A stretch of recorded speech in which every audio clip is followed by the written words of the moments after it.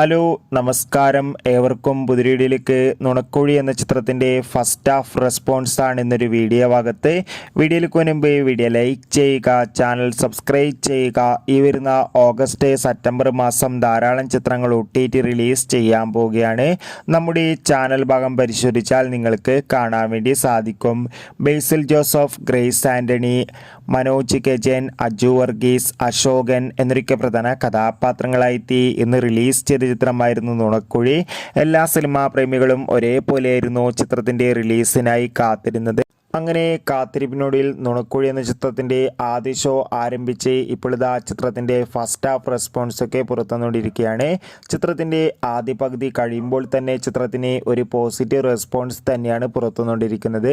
ചിത്രം കാണുന്ന പ്രേക്ഷകരെല്ലാവരും ഒന്നടങ്കം പറയുകയാണ് നുണക്കുഴി എന്ന ചിത്രം ഒരു മികച്ച കോമഡി എൻ്റർടൈൻമെൻ്റ് ആണെന്നും ചിത്രത്തിൽ ബേസിൽ ജോസഫിൻ്റെ നല്ല മികച്ച അഭിനയം തന്നെ കാണാൻ വേണ്ടി സാധിക്കുന്നുണ്ടെന്നും. Bye bye.